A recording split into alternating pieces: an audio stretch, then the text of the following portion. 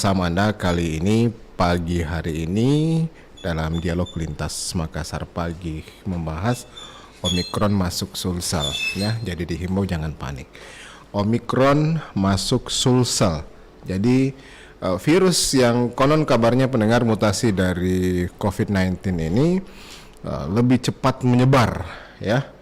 Meski sebetulnya untuk kefatalan dari virus ini ya, varian baru ini belum bisa dibandingkan dengan varian Delta yang telah merenggut ratusan ribu nyawa di tahun lalu, tapi juga patut diwaspadai ya, karena tingkat penyebarannya yang begitu cepat, nah, sehingga perlu kewaspadaan ekstra. Nah, terkonfirmasi pasien dari kasus Omikron ini berada di Takalar dan konon kabarnya pendengar bahwa itu berasal dari transmisi lokal karena dikabarkan bahwa kebanyakan dari penyebaran virus varian Omikron ini berasal dari transmisi luar negeri ya, atau yang diimpor begitu, mereka yang bepergian ke luar negeri kemudian pulang membawa penyakit, tapi setelah beberapa lama ternyata sudah ada transmisi lokal yang terjadi. Patut diwaspadai, jangan sampai kemudian ini terjadi sebuah fenomena gunung es yang terlihat, yang tampak hanya satu ya, hanya satu, tetapi sebetulnya sudah cukup banyak yang ada di bawah. Nah, mungkin karena pengaruh banyak masyarakat yang sudah divaksin sehingga gejalanya tidak begitu kelihatan. Berbeda ketika merebak varian Delta di pertengahan 2021 lalu. Saya sudah bersama dengan epidemiolog Unhas Bapak Profesor Dr. Ridwan Amiruddin. Kita akan minta analisanya bagaimana sebenarnya penyebaran varian baru Omikron ini dan kemungkinan seperti apa kemudian langkah yang perlu dilakukan oleh pemerintah Provinsi Sulawesi Selatan. Saya sudah bersama beliau saat ini, kali ini lewat sambungan telepon bersama Bapak Profesor Dr. Ridwan Amiruddin. Waalaikumsalam Pak Prof. Waalaikumsalam, RRI. Ya. Sehat-sehat ya Pak Prof? Alhamdulillah sehat. Iya, Pak Prof sudah masuk Sulsel varian Omikron ini, begitu ya. Tapi kemudian yang ini cukup menarik juga bahwa gejala si pasien ini dialami sejak tahun lalu sebetulnya. Namun kemudian baru teridentifikasi Omikron pada saat Januari 2021 ini. Bagaimana sebetulnya Pak Prof? Apa perlu kewaspadaan yang perlu dibangun? Iya, yang pertama bahwa ada tren baru untuk pandemi kali ini dengan proporsi varian Omikron yang sudah sampai 45% dibanding seluruh varian yang ada di Indonesia. Jadi ini sekarang ini sebenarnya masih kombinasi antara Delta dan Omikron. Iya. Meskipun demikian, tren Omikron yang mengalami kecenderungan meningkat 3 pekan terakhir ini secara nasional. Dan kalau kita lihat hampir seluruh Pulau Jawa itu sudah Omikron yang mendominasi, dan untuk Sulsel sendiri terdeteksi satu kasus kemarin ya. Nah, dengan adanya satu kasus itu indikasi bahwa ada kecenderungan terjadi transmisi lokal juga di Sulawesi Selatan. Tapi kemudian yang menjadi anunya Pak Prof bahwa untuk bisa mendeteksi varian Omikron ini kan sampelnya harus, kalau nggak salah, mungkin mohon dikoreksi saya, ini harus dibawa ke Jakarta dulu begitu? Iya betul, karena ada tes khusus yang dibutuhkan dan itu masih harus dilaksanakan di Jakarta. Karena itu sekarang laboratorium di Sulsel juga sementara berbenah bagaimana sampel-sampel yang ada dapat segera dikirim sehingga dapat diperoleh juga hasilnya lebih cepat begitu. Oke. Nah, seberapa penting ini tracing yang perlu dilakukan begitu ya? Ketika ini sudah masuk, jangan-jangan kemudian bahwa sebenarnya sudah ada kemudian transmisi lokal yang terjadi begitu. Mungkin yang terdeteksi hanya satu, tetapi kita nggak tahu apakah di luar sana sudah ada yang terdeteksi atau belum, karena kan banyak saat ini kan yang varian Omikron juga yang terkonfirmasi mereka tidak memiliki gejala apapun yang mereka alami, Pak. Ya, memang betul bahwa tracing ini adalah salah satu kunci yang sangat esensial dalam pengendalian pandemi. Karena itu WHO sangat mewanti-wanti supaya paling tidak satu kasus itu melakukan tracing pada kurang lebih 30 orang 30 orang. kontak erat dalam 10 hari terakhir kasus terkonfirmasi. Jadi itu yang kita butuhkan sekarang ini, dan informasi dari media atau melalui kepala dinas itu sudah kita dengarkan bagaimana dia melakukan tracing kepada seluruh kontak erat dan petugas, dan di petugas sendiri semuanya negatif ya hasilnya seperti itu. Ini kan dikabarkan bahwa varian ini sangat mudah sekali, sangat gampang sekali untuk bisa menular ke orang lain. Lebih cepat katanya penularannya daripada varian Delta begitu. Memang betul bahwa varian ini merupakan akumulasi dari keunggulan varian-varian sebelumnya. Ya. Salah satu keunggulannya adalah laju transmisinya yang lebih cepat dibanding varian yang lainnya. Bahkan disebutkan Omicron ini memiliki laju transmisi 6 kali lebih cepat dibanding varian Delta. Tetapi gejalanya cenderung lebih ringan dibanding Delta. Gejalanya lebih ringan begitu. Artinya mungkin tingkat kefatalan dari varian ini tidak seperti dengan varian Delta, Pak Prof ya? Iya, memang betul. Kalau kita lihat sejak masuknya Omicron di Indonesia, ini baru terkonfirmasi 2 kasus yang mengalami kematian. Nah, sementara pada periode yang sama dengan Delta tahun lalu itu sudah kematiannya sudah sangat tinggi ya. Iya betul. Jadi tingkat fatalitas dari Omicron ini jauh lebih rendah dibanding Delta begitu. Jadi tetapi tetap kita harus waspada karena semua yang meninggal ini karena adanya komorbid. Begitu. Oke, komorbid dan juga ada yang belum menjalani sama sekali proses vaksinasi begitu Pak Prof ya? Betul, ya. Jadi kalau dari sisi kematiannya 90% kematian untuk COVID sekarang terjadi pada kelompok yang belum divaksin. Oke. Gitu. Nah, apakah Omicron juga ini memiliki salah satu karakteristik mereka yang meninggal akibat ini juga karena adanya gagal nafas begitu, Pak Prof? Iya, jadi betul. Salah satu gejalanya kan gangguan pernafasan seperti itu. Iya. Ditambah dengan gejala pemberat atau komorbid.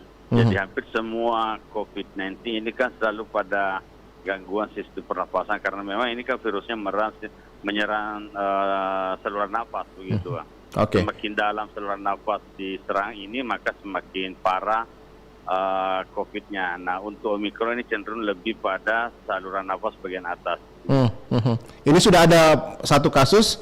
Nah perlukah kemudian early warning ini, peringatan dini kembali diaktifkan kepada seluruh masyarakat Sulawesi Selatan juga dalam hal ini Satgas, Dinkes begitu, bagaimana supaya mengantisipasi jangan sampai kemudian ini bisa menyebar lebih luas Pak Prof.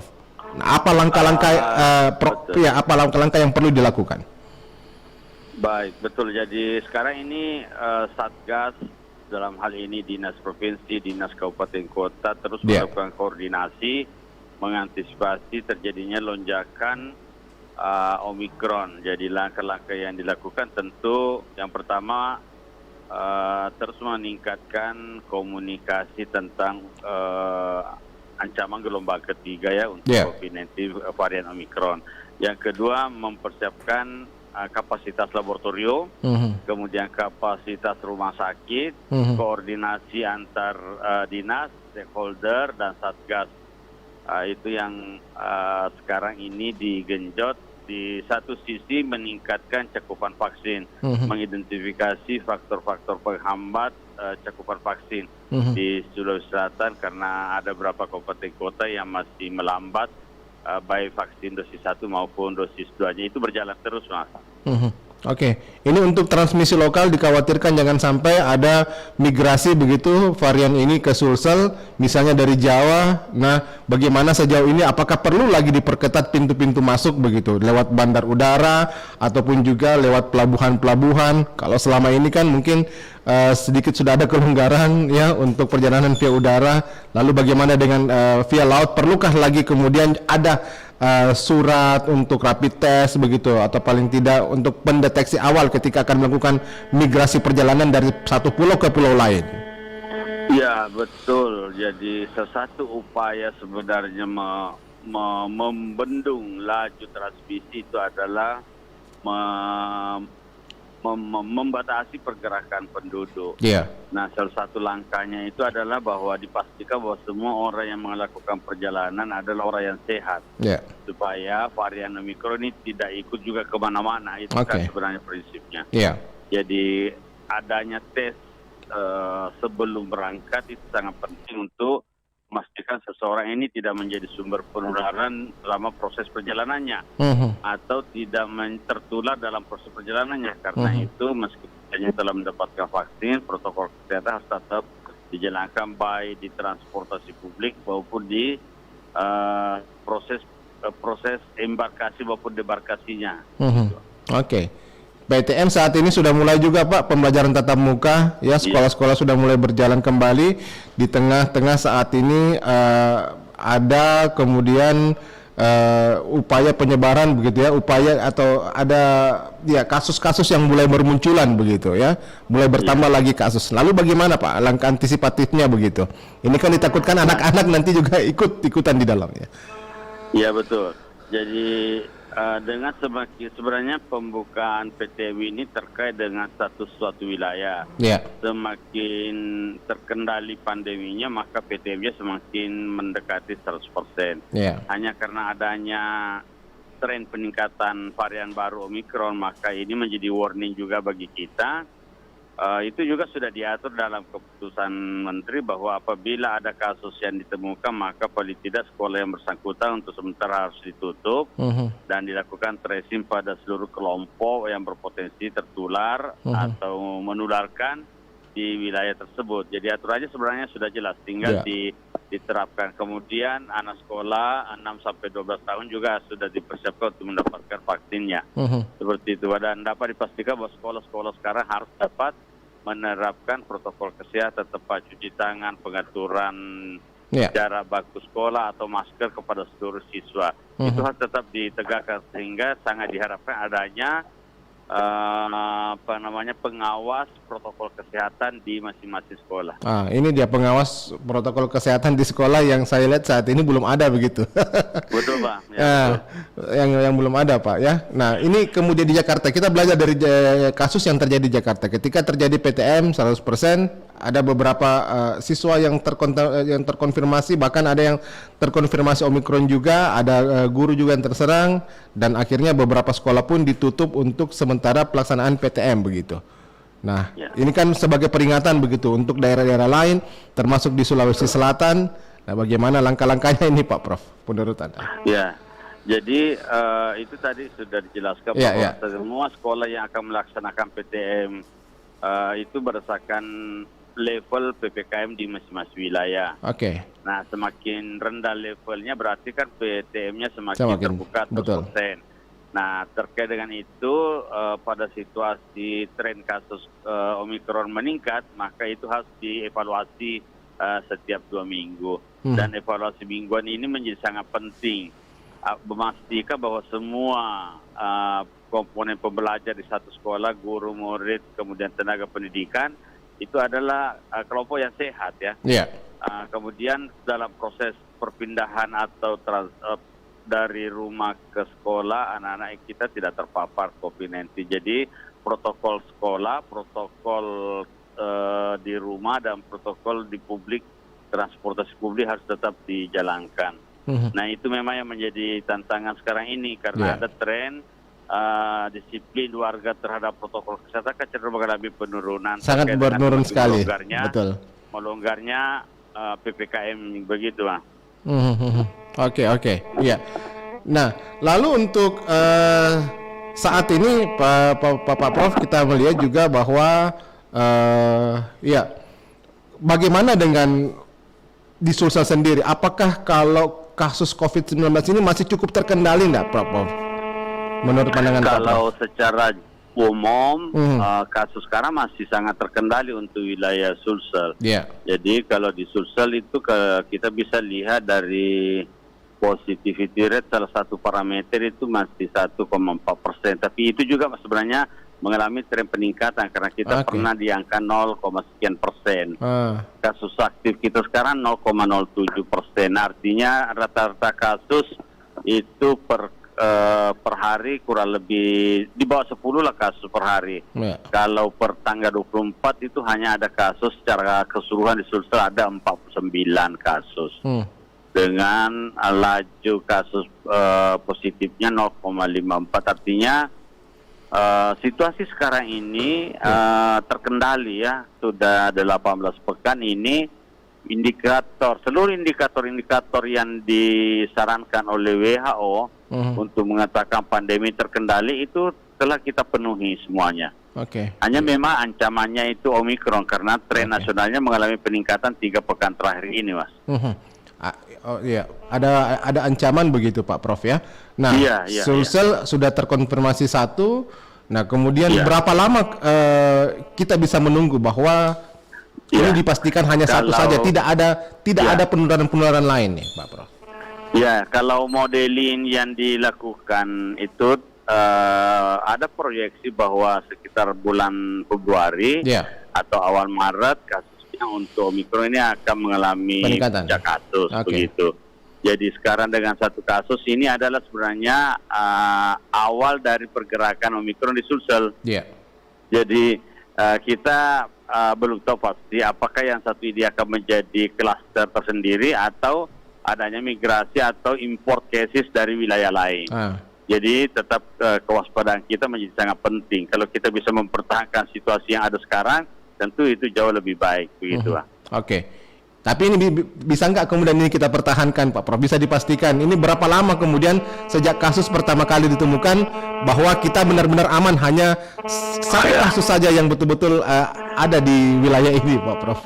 Iya, jadi itu bisa dilakukan dengan yang pertama tracing yang masif dilakukan, kemudian testing kepada seluruh kasus yang terkonfirmasi bahwa apakah ini Omikron atau kasus COVID varian yang lain, dan treatment terhadap kasus yang sudah ditemukan. Itu kan prinsipnya 3T itu ya, tugas yang harus dilakukan oleh Satgas untuk memastikan bahwa kasus ini tidak tumbuh.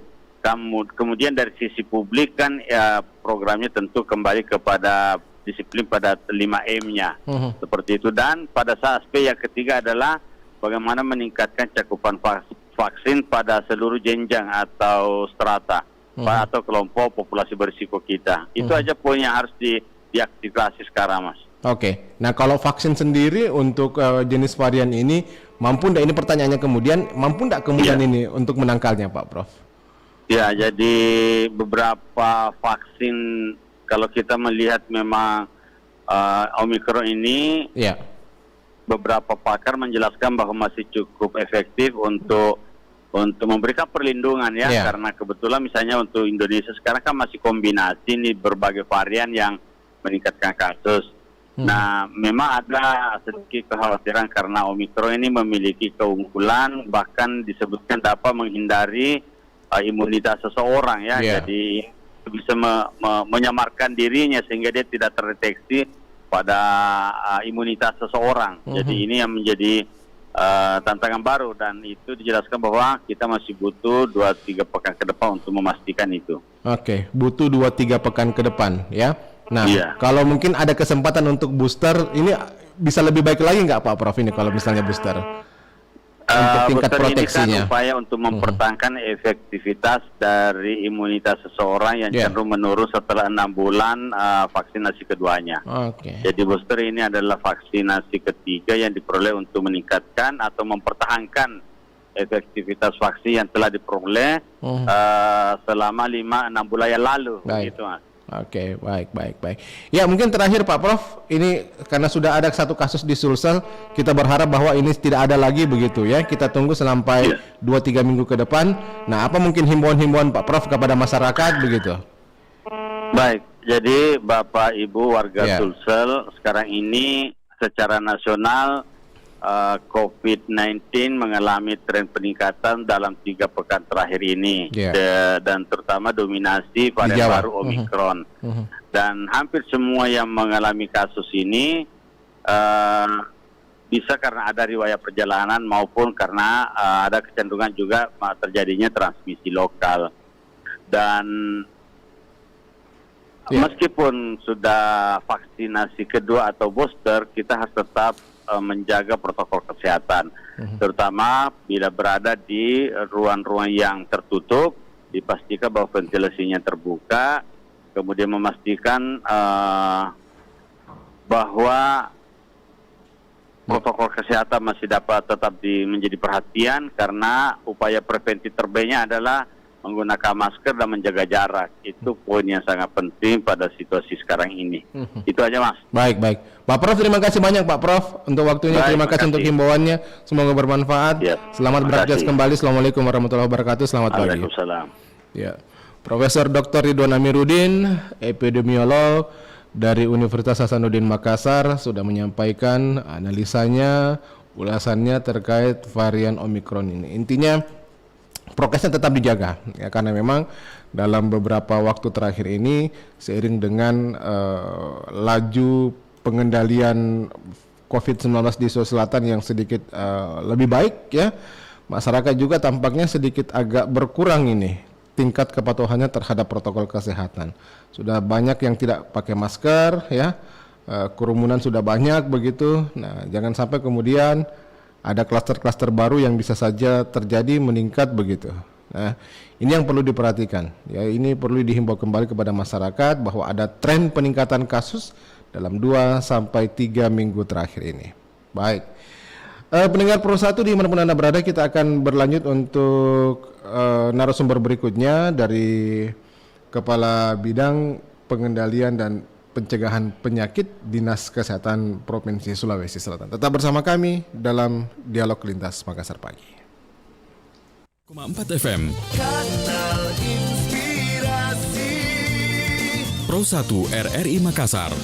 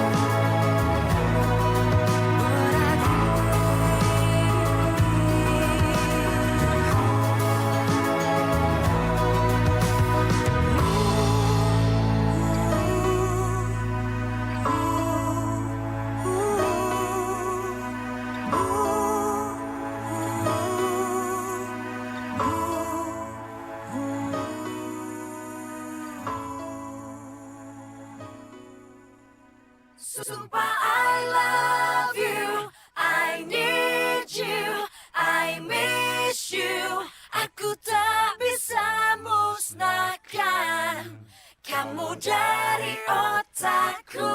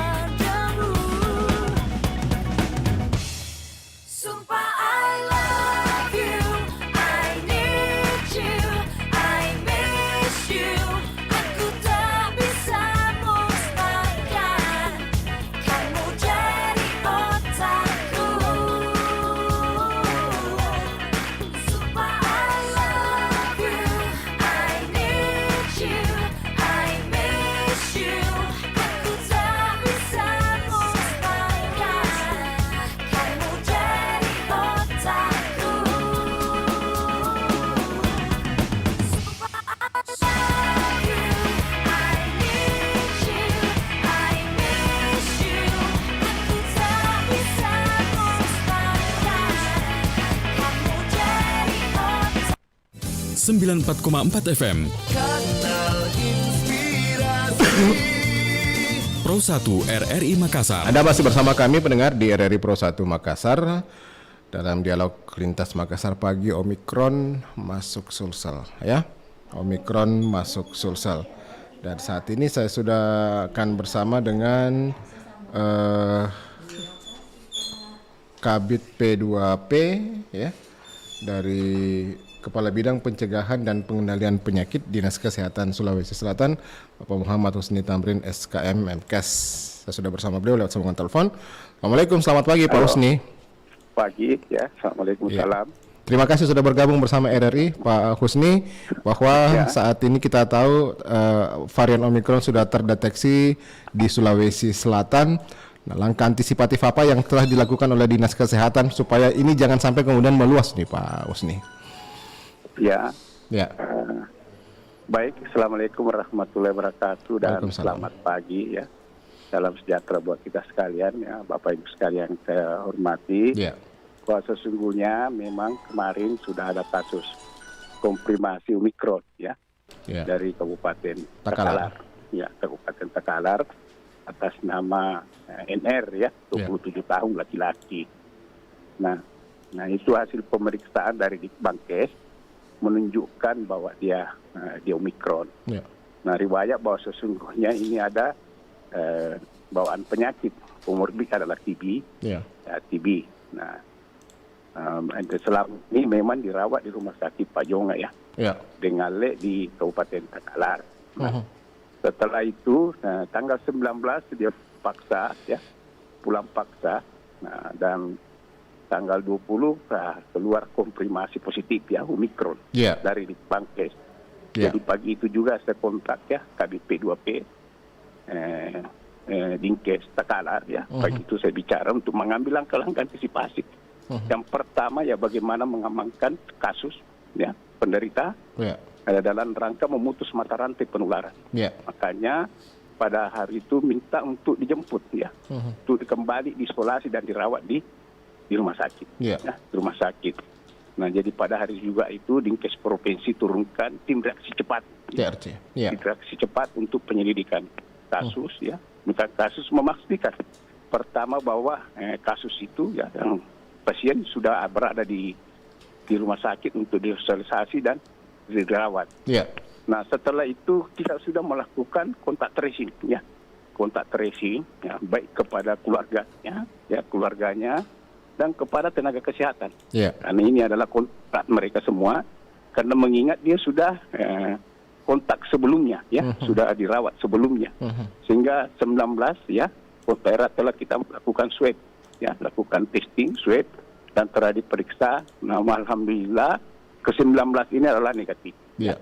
19 ini adalah negatif. Nah, korban ini terlihat bahwa tidak ada riwayat perjalanan. Ya, tidak ada riwayat perjalanan, maka asumsi kami ini ya di Sulsel ini sudah terjadi transmisi lokal. Lokal, ya, transmisi lokal.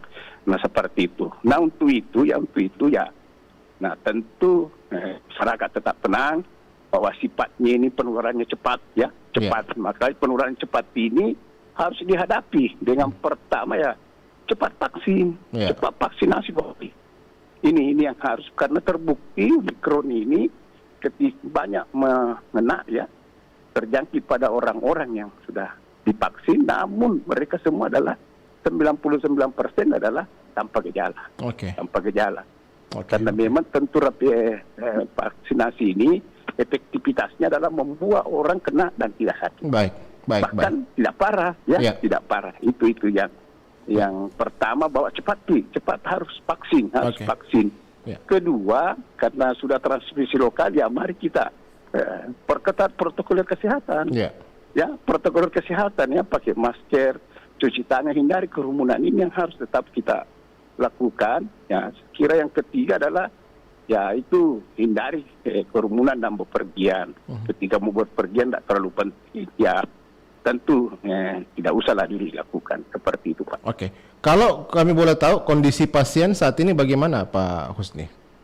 Ya, alhamdulillah ya, saudara NR tadi, alhamdulillah kemarin saya kontak dengan KBP 2 Dinkes Takalar, ya, Dr. Nobi, bahwa memberikan tempatan bahwa sudah semakin membaik, ya, kondisinya. Bahkan kemarin itu sudah dibuka infus, ya, infus, dan kemarin juga sudah diambil swab untuk kontrolnya, ya, swab kontrol. Mudah-mudahan kita menunggu hasil, mudah-mudahan sudah negatif, ya. Mudah-mudahan sudah negatif. Jadi kondisi pasien sekarang sudah semakin membaik. Nah, sedangkan status vaksinnya itu adalah sudah divaksin 1 kali, ya. Satu kali vaksin, Pak. Ya. Mungkin dikonfirmasi lagi nih Pak Husni, bahwa sebelumnya kan diinformasikan dan informasi juga yang beredar bahwa pasien yang bersangkutan yang terkonfirmasi ini sudah melakukan perjalanan kalau nggak salah dari Maluku, begitu informasi yang terima. Apakah benar seperti itu? Ya, benar. Jadi saudara NR ini memang bekerja di Doku, ya, kan? Doku itu daerah Maluku sana, ya. Doku. Tapi dia itu bekerja di salah satu perusahaan di sana.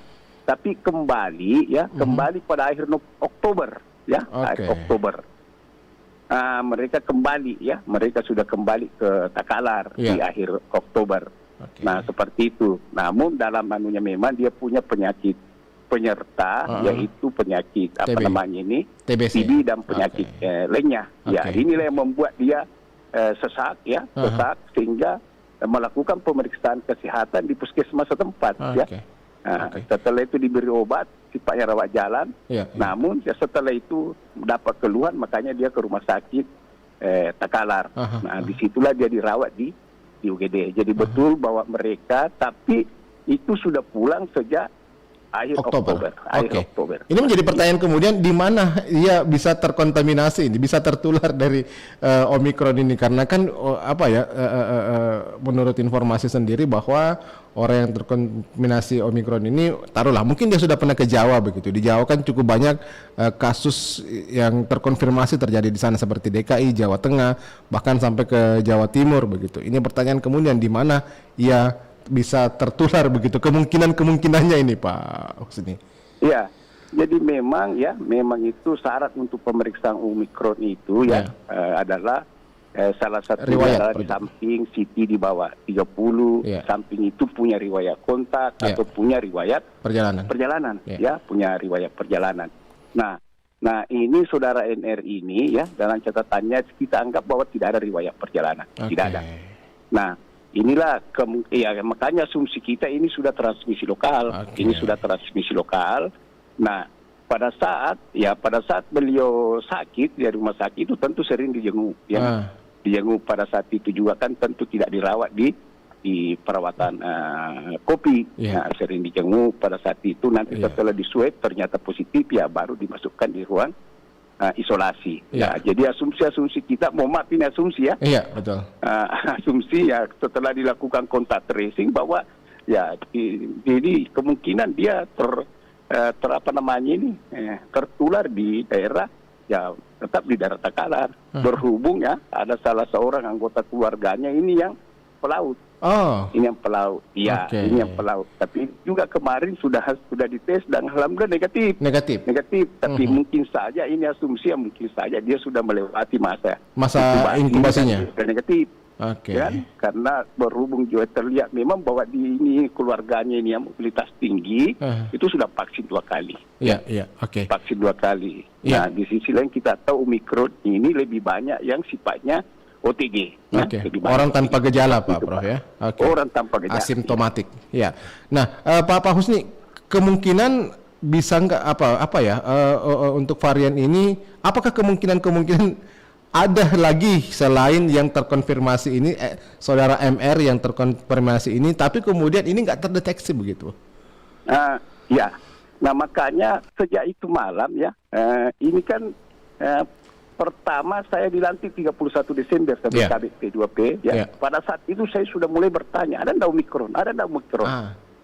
Ada ndak Omikron? Nah, perjawabannya tidak ada. Saya jawab pertanyaan kedua saya adalah bagaimana testing kita? Tentu ini bisa ditemukan ada tidaknya melalui swab. Harus PCR, harus testing harus testing. Makanya Pak setelah itu saya gencar dengan para kabupaten kota, karena kabupaten kota ini tentu sebagai basis terdepan melakukan 3T itu. Betul. 3T itu ke masyarakat. Saya itu melakukan meeting Zoom tiap Senin malam dengan Kamis malam dengan Kabid P2P Kabupaten Kota Sulawesi Selatan. Dalam situ adalah bagaimana menggencarkan untuk antisipasi Omikron ini kita harus gencarkan testing kita, gencarkan testing kita. Maka dilakukanlah menggencarkan testing sehingga kita lihat bahwa testing kita masih tinggi di Sulawesi Selatan ini, masih sekitar 4.000 sampai 5.000 Pak Nah, tapi sampai hari ini alhamdulillah Pak belum ada terdeteksi. Padahal di sisi lain semua kabupaten kota masih melakukan testingnya. Ini testingnya kepada siapa-siapa saja ini Pak? Seluruh yang di fasilitas kesehatan. Di nakes semua Pak nakes. Terus ini juga Pak, pasien yang masuk. Pasien ketika menunjukkan gejala-gejala itu kan harus di-swab dulu Pak. Nah itu sudah SOP di situ kan. Nah memang ada ini Pak, sementara juga itu adalah dari migran dari Afrika. Migran dari Afrika kemarin memang sudah diisolasi di Wisma Atlet di Jakarta setelah masuk, tapi hasil swabnya negatif. Nah, tapi ternyata masuk di Sulsel kembali ke daerahnya di Luwu. Ternyata setelah di Luwu dia bergejala, demam. Demam. Nah, setelah itu di swab ternyata positif PCR. Nah, sementara ini dikirim juga spesimennya dikirim ke Litbangkes untuk dites apakah Omikron atau bukan. Aha. Tapi yang bersangkutan kita sudah isolasi dan kita sudah rawat di rumah sakit dulu. Oke. Walaupun belum terkonfirmasi bahwa ini Omikron. Oke. Omikron. Oke, Pak Husni Jadi untuk menurut saya Pak, ya. kemungkinan ada cuma tidak terdeteksi. Baik. Tidak terdeteksi karena OTG, ya OTG dan di sisi lain vaksinasi kita sekarang kan sudah hampir 78%, Ya. kan? Hampir seperti itu. Ya, Pak Husni, lalu bagaimana dengan fasilitas laboratorium yang kita miliki saat ini begitu? Apakah di Sulsel ini sudah memiliki fasilitas yang mampu untuk mendeteksi jenis varian Omikron ini, Pak? Ya, kemarin Pak untuk mengantisipasi kesiapan lab kita, makanya kemarin saya juga pertemuan dengan beberapa pimpinan lab laboratorium PCR di Makassar ini, diantaranya dengan pimpinan Balai Besar Laboratorium Kesehatan, dengan laboratorium BKKL, dengan laboratorium Rumah Sakit Wahidin, dengan lab Rumah Sakit Unhas, Rumah Sakit Unhas. Nah, akhirnya kemarin pada dasarnya lab kita ini siap, Itu artinya tujuan kami pertemuan adalah bagaimana untuk melihat kesiapan, lab untuk mengantisipasi lonjakan kasus, lonjakan kasus. Nah, lonjakan kami sudah lakukan. Pada dasarnya bahwa kami siap. Cuma untuk pemeriksaan Omikron ini memang sementara ini di Indonesia baru di Jakarta. Litbangkes, Kemenkes, belum ada di luar itu. Nah itu. Namun ya dalam waktu dekat akan diadakan kemungkinan di BBLK dan BTKL. Seperti itu informasi dari Pak. Oke. Ini untuk mendeteksi lebih awal lagi Pak Husni ya. Iya. Nah saat ini kan terjadi peningkatan kasus yang cukup signifikan juga, cukup besar terjadi di Jawa, DKI, Jateng sampai dengan Jawa Timur. Nah, kemungkinan kan ada warga Sulsel yang bisa saja melakukan perjalanan dari daerah-daerah tersebut, kemungkinan juga dari DKI begitu, yang biasanya banyak warga kita Sulsel ini yang hilir mudik ke DKI, entah itu melakukan pekerjaan, mengunjungi saudara dan lain-lain sebagainya dengan keperluan begitu. Bagaimana memastikan supaya mereka yang masuk Sulsel ini tidak bawa penyakit, apalagi bawa Omikron dari sana? Oh iya, saya kira ya memang kita sepakat bahwa perjalanan ini penyakit ini adalah sifatnya traveling perjalanan, karena ini adalah penyakit menular, tentu terlihat juga berdampak akibat tingkat mobilitas mobilitas penduduk masyarakat di suatu wilayah, khususnya ke daerah-daerah yang sudah transmisi lokal. Saya kira Pak untuk mobilitas itu antar provinsi, saya kira ini sudah semakin ketat dengan aplikasi Peduli Lindungi. Setiap orang yang mau berangkat itu harus jelas bahwa aturannya minimal vaksin kedua dilengkapi dengan tes antigen. Jika vaksin satu itu dilengkapi dengan PCR. Saya kira dengan kebijakan ini yang ketat itu sudah memfilter, sudah memproteksi penularan antar wilayah. Di antar wilayah. Saya kira ini bukan cuma penerbangan di pelabuhan udara juga seperti itu, yang mau naik kapal laut juga seperti itu, Pak. Saya kira dengan sistem ini sudah sangat ketat itu, sangat ketat sekali. Artinya pelarangan terbang tanpa orang vaksin, tanpa vaksin, kecuali orang-orang tertentu yang belum layak vaksin, yang menderita penyakit-penyakit tertentu. Nah ini, saya kira aplikasi itu Pak sudah cukup. Tinggal bagaimana pengawalan ketat, pengawasan dari masing-masing pemangku kepentingan dalam hal ini, bagaimana memperketat itu. Selain itu, saya kira kita sudah tahu bahwa di setiap bandara itu ada pemeriksaan aplikasi Peduli Lindungi untuk mencek apakah seseorang ini layak terbang. Layak terbang. Tentu layak terbangnya ada dilihat apakah sudah vaksin. Kedua, apakah dia sudah PCR. Jadi kalau vaksinnya 1 kali harus PCR.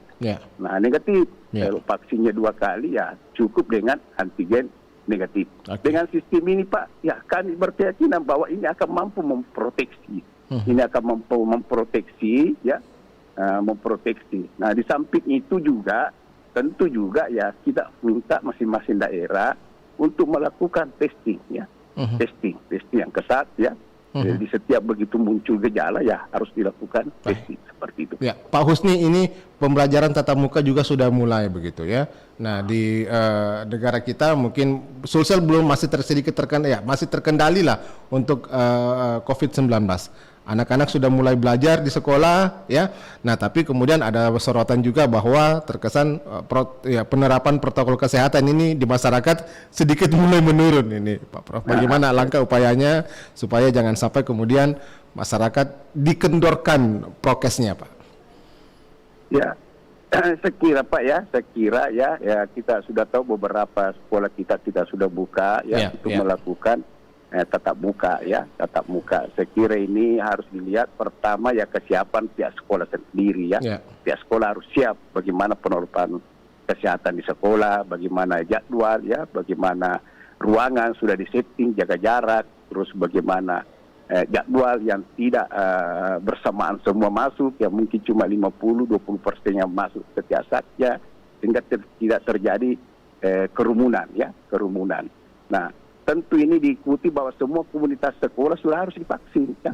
Sudah harus divaksin. Semua guru, pegawai, bahkan penjaga sekolah pun harus divaksin. Nah, kalau ada misalnya orang-orang sekitar situ yang biasa berhubungan dengan siswa, semua harus divaksin. Ini yang pertama yang harus supaya mereka ini tidak menjadi sumber penularan. Itu. Yang kedua bahwa kesiapan orang tua. Orang tua jangan sampai anak ini menjadi media penularan, membawa COVID ke rumah. Ini yang harus diantisipasi ya, bagaimana protokol kesehatan. Ketika anak kembali ya harus segera mandi, ganti baju, baru berkumpul dengan keluarga lainnya. Ini yang harus, apalagi kalau di keluarga ada kelompok-kelompok rentang, lansia misalnya, ini yang harus. Makanya yang kedua ini adalah kesiapan keluarga. Nah, kesiapan lainnya adalah kesiapan lintas sektor.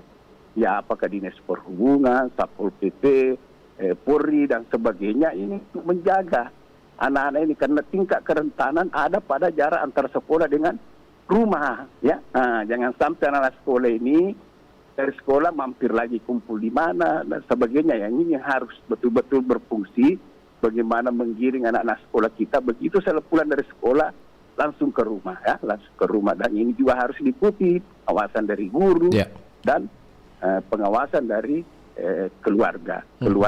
Nah, alhamdulillah Pak, sampai hari ini kan kita belum punya kasus ini. Tidak ada kasus untuk anak sekolah ya. Tidak ada. Di samping itu saya kira hampir usia ya 12 tahun ke atas ini kita sudah vaksin. Sekarang juga kita ini sudah gencarkan untuk anak SD ya untuk usia 6 sampai 1 tahun. Ini vaksinasi juga ini kita sudah gencarkan. Walaupun baru dimulai 2 minggu lalu, tapi yang jelas ini semua kabupaten sudah gencar. Bahkan Sopeng itu sudah mencapai 60% lebih untuk usia anak sekolah dasar. Nah, mudah-mudahan dengan kita hadapi dengan percepatan vaksin, sehingga lahir sebuah kekebalan komunal, herd immunity, sehingga vaksin ini semakin bahasa kasarnya semakin terdesak, semakin terjepit, sehingga dia tidak memiliki ruang untuk berkembang biak sehingga tidak lahir lagi varian baru. Baik. Ya, Pak Husni, terima kasih banyak Pak Husni. Semoga masyarakat tetap waspada Pak ya. Jangan dikendorkan nih prokesnya begitu. Ya, jadi kalau saya Pak himbauannya sedikit silakan Pak. Bahwa segera vaksin. Terbukti bahwa vaksinasi ini mampu menangkal ya. Nah, vaksinasi sangat efektif ketika kita kena membuat kita tidak sakit. Membuat kita tidak sakit. Kalaupun kena kita adalah orang tanpa gejala. Kedua, hindari bepergian dulu, kalau tidak begitu penting. Ketiga harus tetap protokol kesehatan. Seperti itu Pak. Baik, Pak Husni Tamrin, terima kasih banyak atas waktunya. Semoga bermanfaat apa yang kita diskusikan pada pagi hari ini. Assalamualaikum warahmatullahi wabarakatuh. Selamat pagi. Waalaikumsalam warahmatullahi wabarakatuh. Demikian pendengar, saya sudah bersama dengan Kepala Bidang Pengendalian dan Pencegahan Penyakit Dinas Kesehatan Sulawesi Selatan, Bapak Husni Tamrin, SKM MKes, dalam dialog lintas Makassar pagi pada pagi hari ini. Akhirnya Salvian mengucapkan terima kasih atas kebersamaan Anda. Selamat pagi, sampai jumpa. Assalamualaikum warahmatullahi wabarakatuh. 94,4 FM. Kanal Inspirasi.